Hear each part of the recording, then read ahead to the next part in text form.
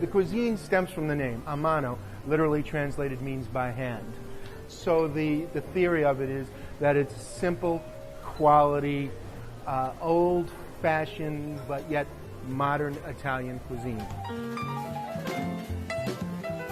Expect great food in a lively atmosphere, and of course, with the kitchen behind me, as you can see, it's kitchen theater.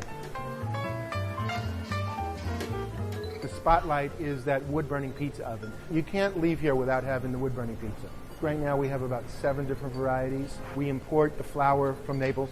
We import the San Marzano tomatoes from Italy. People can watch us as we're making stuffing raviolis or making spaghetti or what other pasta. People can see that, so they can identify that we're doing quality things, authentic things. We are not a super formal restaurant. The room can get loud at times, especially with an open kitchen. We're all about great quality food, but we're all about having a fun time. It's a great fun place.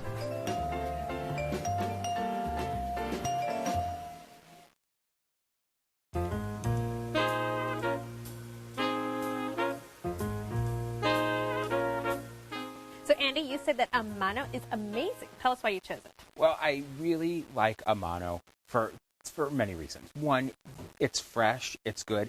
It's not the heavy red sauce, the heartburn-inducing red sauce. It's whatever they can get seasonal for the time of year. It's what they have. They have some mainstays on the menu. They have things like They always have risotto. Like, one of my favorite risottos is a spinach risotto with shrimp and salsa feed. Like, I dream about that. Like, my mouth is watering right now talking about it. They have a wild boar bolognese. They have their pizzas. I mean, the pizzas are really, really good, and I think rival some of the best Neapolitan-style pizza in the country. I had the margarita pizza, and my wife had the mushrooms with the walnuts. The margarita pizza I thought was excellent. She didn't love the mushrooms in the walnut pizza, but What do you think of the crust, though? Because it's Neapolitan style. Excellent. I like the thin crust. I think that's the way I like my pizza. Yeah. So I do agree with that. We had the margarita classic pizza.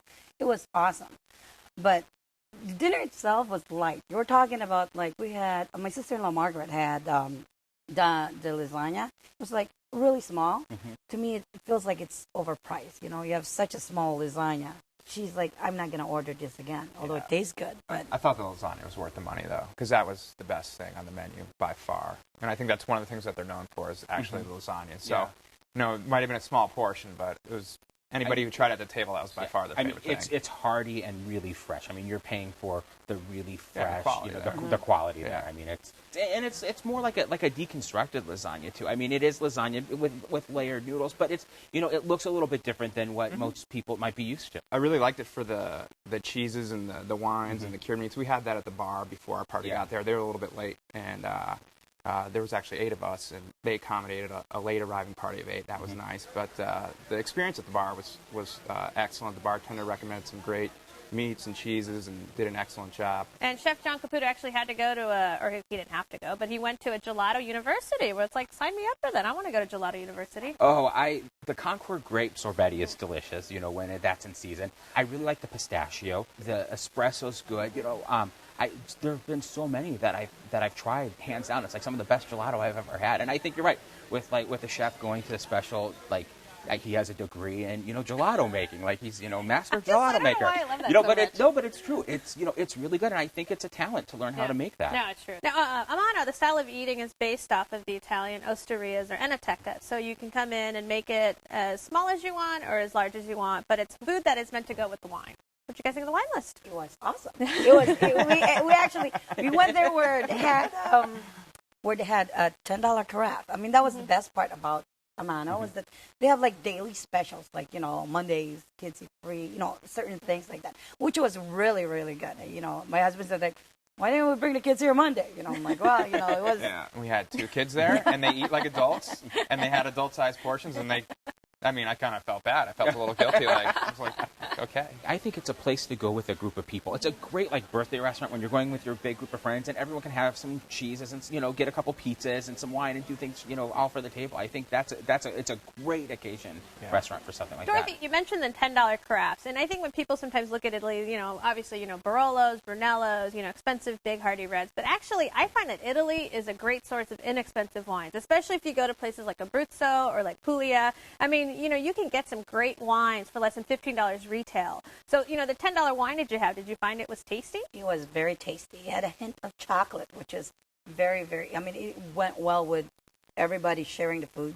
My husband's like, I like it, and then it was very good. It went well with the food, as I said, and it was just like, we actually had total of like 2 or 3. So Andy, Italian wines can be very intimidating because there's all these unknown grapes and, unknown regions, et cetera. Do you think the wine list there, sort of breaks it down? I do. I think it's a really easy, like if you're a novice wine drinker, it's a very easy wine list to understand. And I feel like not only is, they're known for their wine service, the whole Bin 36 wine group and Brian, with Brian, right. The king of wines. So broken down, so you don't feel like an idiot if you're asking a question. The flavors and the descriptions are written really well, and I think it's a very good wine restaurant if you want to be incredibly adventurous, if you just want to try something very simple to complement the food. What do you think of the service? We had a waiter in training. That's always fun. Right. It was fun. I always feel bad for the waiter in training because it's like, he'll be following me today. Yeah. He's always standing there awkward.